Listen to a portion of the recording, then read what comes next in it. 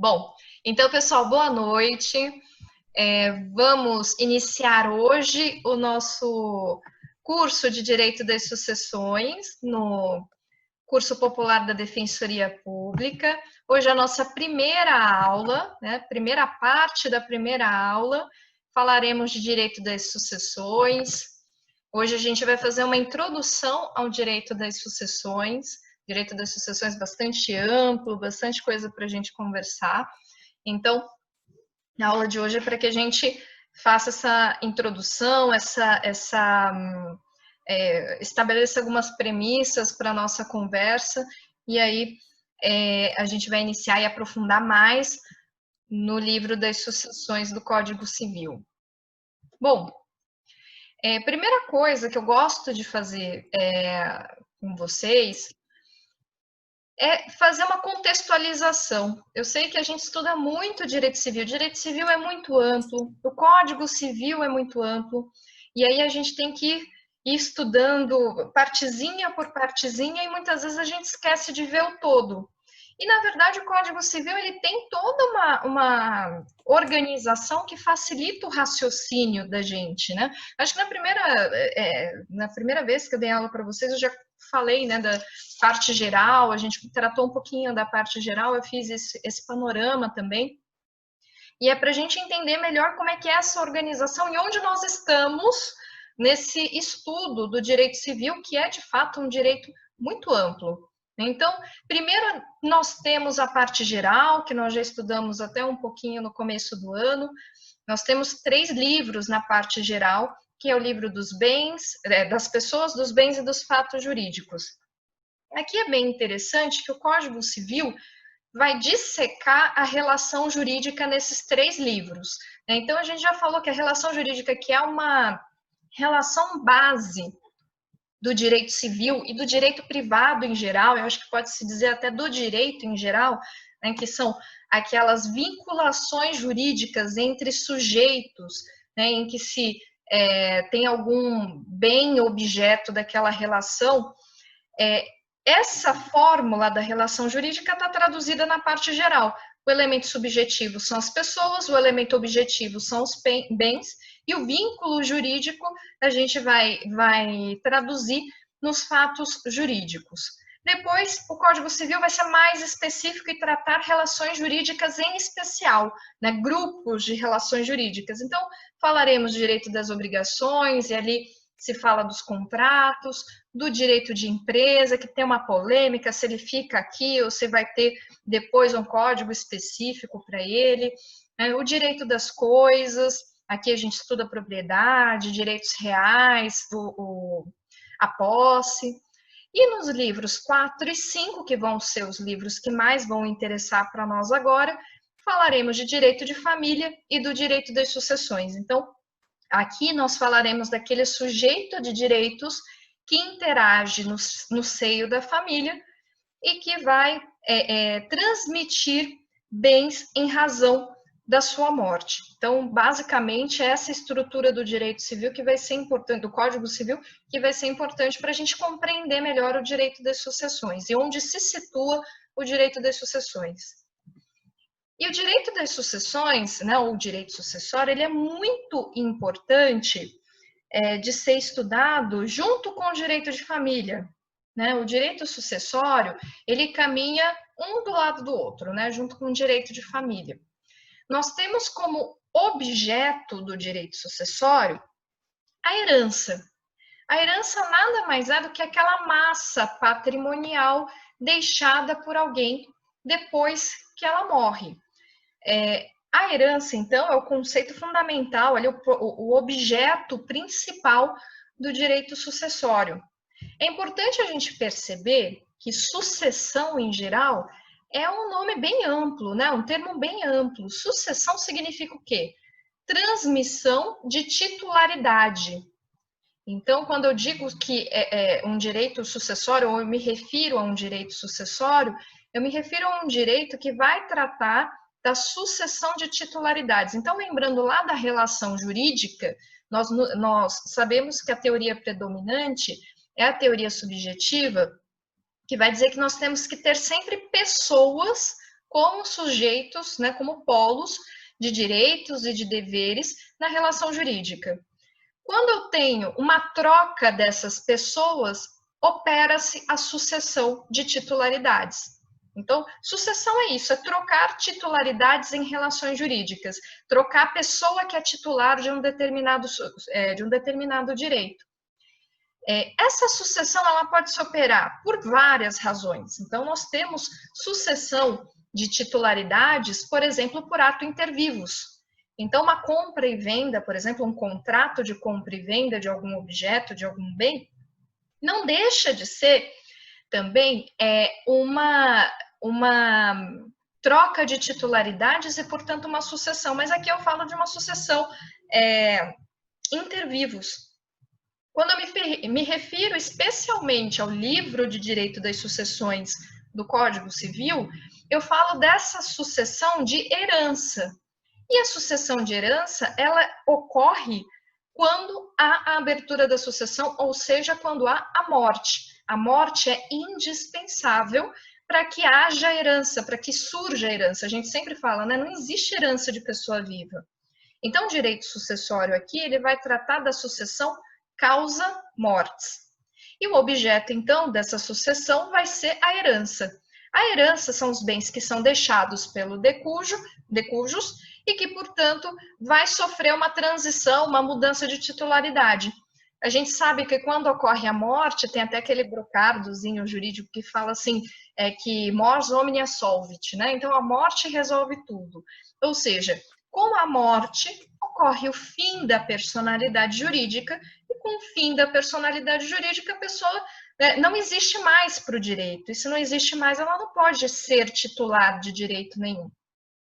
É certo que nós temos irradiações da personalidade para depois da morte também. A gente pode ver isso, tem até, acho que falamos um pouquinho quando estudamos a parte geral, por conta dos direitos da personalidade, que gera uma tutela pós-mortem, sim, mas são situações excepcionais e, mesmo assim, não é uma titularidade que perdura. É a proteção de um direito, que aí vai ter uma explicação, tem algumas teorias para explicar como, teoricamente, essa tutela se dá. Tem gente que vai dizer assim, é um direito que não tem sujeito, né? Ou é uma irradiação de um direito que existia em vida, enfim.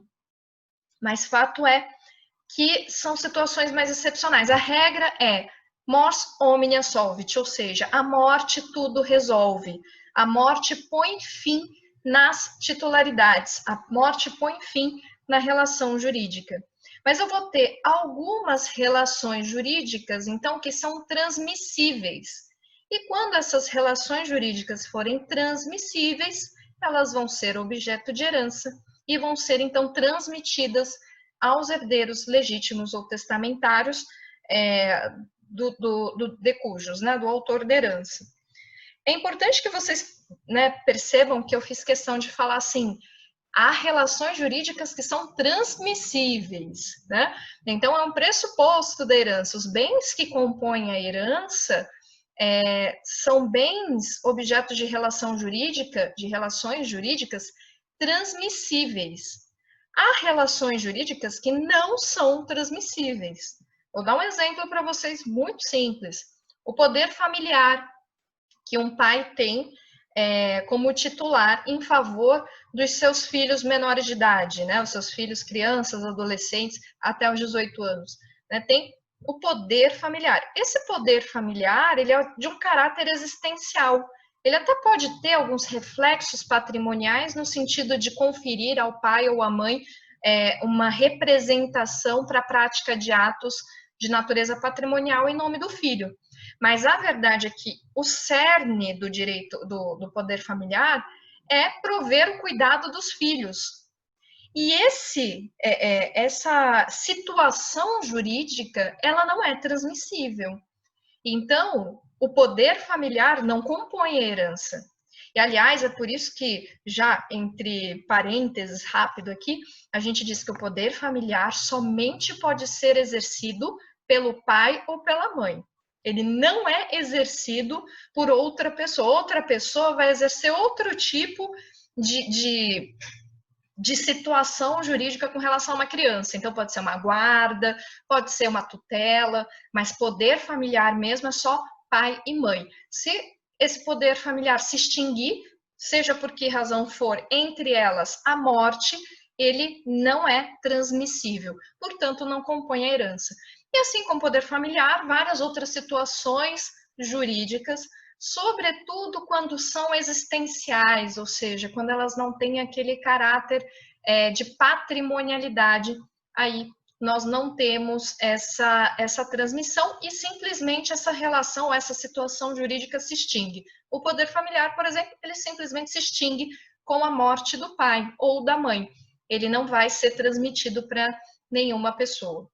Portanto, só para a gente sintetizar melhor agora, de tudo que eu falei a respeito do objeto do direito das sucessões, que vai ser a herança, né? A herança ela tem um caráter patrimonial predominante, justamente porque são as relações de caráter patrimonial que têm uma transmissibilidade maior ou mais evidente. Nada impede que algumas outras situações de caráter existencial, excepcionais, possam ser transmitidas por força da herança. Eu vou mencionar aqui, por exemplo, direitos morais de autor. Né? Existe lá na lei de proteção do autor, a gente tem alguma possibilidade de ter uma transmissão desses direitos. Mas é excepcional. A gente pode dizer que, na verdade, uma irradiação, né, desses direitos, desses efeitos patrimoniais, desses direitos existenciais. Em regra, né, a herança ela vai ter um forte caráter patrimonial. Não significa, e veremos um pouquinho mais adiante, que quando alguém fizer um testamento, por exemplo, ela não possa dispor sobre questões existenciais. Mas o que eu quero dizer é que a transmissão de determinadas situações jurídicas existenciais não tem como ser feita pelo direito sucessório, muitas vezes ela é simplesmente extinta. Um exemplo de cláusula de testamentária existencial é o reconhecimento de filho. Então, de fato, eu posso ter uma cláusula de caráter existencial em um testamento, mas ninguém está dizendo que esse filho reconhecido, né, que o testador está transmitindo a relação filial que ele tem com essa pessoa que ele está reconhecendo por via do testamento. Muito pelo contrário, né? Ele só está fazendo um reconhecimento que vai ter até efeitos sucessórios aqui, tem caráter existencial, é uma declaração que vai ter caráter existencial, mas que não vai ter transmissão também. Então, é também um pressuposto do direito sucessório que os bens que compõem a herança sejam transmissíveis. Né? Também, já para a gente entender um pouco melhor o direito sucessório, é importante a gente lembrar que a sucessão pode ter fontes distintas, fontes diferentes. Então, a sucessão ela pode se dar por lei ou por disposição de última vontade. Eu peguei aqui o texto do artigo 1786 do Código Civil. Aqui vai ter toda a estrutura do nosso estudo do direito das sucessões, inclusive pelo que eu vi no edital, né, da Defensoria Pública, essa divisão, essa distinção entre sucessão legítima e a sucessão testamentária. Ela se baseia nessa fonte do direito sucessório, que o que é? É de onde provém as regras que vão determinar quem recebe ou deixa de receber a herança. Quando essas regras forem as regras determinadas pela lei, nós chamaremos de sucessão legítima. Quando essas regras provierem de uma disposição de última vontade, ou seja, de uma vontade do autor da herança, expressa que ele vai fazer por um instrumento próprio, eu vou chamar de sucessão testamentária. Elas não se excluem, muito pelo contrário, elas podem conviver. Eu posso ter sucessão legítima e testamentária numa mesma, para regulamentar uma mesma morte. Também é importante vocês repararem que no 1786 fala assim, lei ou disposição de última vontade. A gente sempre fala em sucessão testamentária, tem uma razão para isso, né? O testamento, sem dúvidas, é o ato de disposição de última vontade, que vai ter eficácia pós-mortem, mais amplo, né, e restrito para o autor da herança, mas nós temos um outro instrumento também para fazer disposições de última vontade, que é o codicilo. Também vamos ver oportunamente sobre o codicilo, mas a disposição de última vontade pode se dar por esses dois instrumentos, ou o testamento ou o codicilo. Aí vocês podem perceber que a gente não tem um nome assim, sucessão codicilar, né? A gente fala de uma forma ampla, sucessão testamentária. Há quem diga até que o codicilo é um testamento menor, menos formal, é um tipozinho de testamento. Então, a gente tem, se a gente tiver uma sucessão só com codicilo, né, a gente tem uma sucessão que nós vamos chamar de testamentária, porque é uma disposição de última vontade, há uma disposição de última vontade, nada obstante eu não tenha testamento. Olha que curioso, né? Então, prestem atenção nessas terminologias e nesse estudo um pouco mais amplo, um pouco mais refletido, para a gente não conduzir para conclusões muito rápidas, né? Então, sim, a divisão do Código Civil é em sucessão legítima e sucessão testamentária, mas a despeito do nome sucessão testamentária, a sucessão por disposição de última vontade pode se dar também por codicilo, né? Também é um instrumento de disposição de última vontade. Bom, falando um pouquinho das espécies de sucessão, então aqui a gente vai falar em classificação. Eu já adiantei para vocês uma das espécies, né, de sucessão. Aqui, como a gente fala de classificação a gente pode classificar de várias formas, dependendo do critério que nós utilizamos para classificar. Classificar nada mais é do que separar as coisas conforme atributos ou características que lhes sejam comuns ou que lhes sejam diferentes.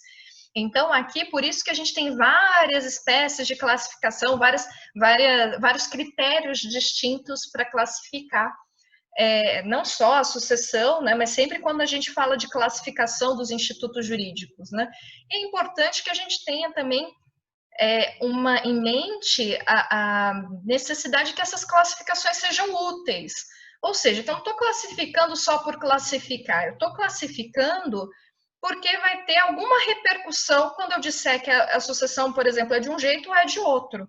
Então, a utilidade da classificação aqui é bem importante, para a gente não ficar caindo naquelas inutilidades doutrinárias, né? De ficar só classificando por nada, por falar isso daqui é assim e isso daqui é assado, mas não tem nenhum efeito jurídico. Aqui nessas classificações aqui que eu trouxe para vocês, a gente tem importantíssimos efeitos jurídicos. A primeira classificação, o primeiro critério que nós costumamos elencar para classificar a sucessão é a fonte.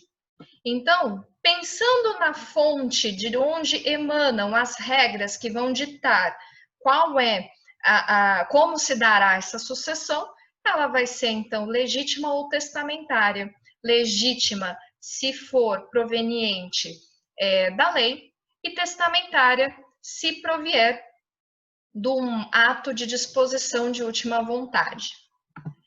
Agora, perfeito, Everton, obrigada, já termino. Quanto aos efeitos dessa sucessão, nós podemos ter uma sucessão a título universal, e a sucessão a título universal é aquela sucessão que vai conferir ao sucessor uma herança ou uma herança, né, ou uma parcela indefinida da herança, um percentual, por exemplo, da herança. Enquanto a sucessão a título singular é aquela sucessão pela qual o sucessor recebe um bem determinado. Então, essa é a diferença entre sucessão a título universal e sucessão a título singular. Bom, além disso, nós temos uma diferença aqui, uma classificação com relação aos sucessores que vai espelhar também essa classificação da própria sucessão. Então, com relação aos sucessores, ou seja, quem recebe algo da herança, como é que eu vou classificar? Se eu pensar na fonte, né, novamente, das normas que vão ditar aquela sucessão, eu posso ter herdeiros, ou eu posso ter sucessores legítimos ou testamentários, conforme quem esteja colocando-os na posição de sucessor, seja a lei ou o testamento. Né? Ainda com relação aos herdeiros legítimos, aos sucessores, melhor dizendo, né, legítimos, para ser mais precisa, né, os sucessores legítimos, há aqueles que não podem ser afastados pelo autor da herança, que eles necessariamente, se existirem, se eles tiverem, se o autor da herança tiver um daqueles parentes ou daqueles familiares previstos pela lei, ele não pode ser cortado da herança por ato de vontade. Esses são os herdeiros necessários. E os herdeiros facultativos são aqueles que o autor da herança pode livremente afastar da herança sem precisar motivar. E, por fim, quanto aos efeitos, nós falamos que tem a sucessão a título universal e a sucessão a título singular. Quando o sucessor receber a herança a título universal, ou seja, uma parcela da herança, né, ou a herança toda, ele vai ser chamado de herdeiro. E quando o recebimento for a título singular de um bem determinado, ele vai ser chamado então de legatário. Muitas vezes a gente fala herdeiro em geral, né, para se referir a todos. E por isso que eu estava tentando ter cuidado para me referir sempre a sucessor. Na verdade, herdeiro ou legatário são sucessores conforme aquilo que eles recebem. Se o que eles recebem é um bem determinado, ou seja, uma sucessão a título singular, ou uma sucessão a título universal, ou seja, uma parcela da herança ou a herança inteira.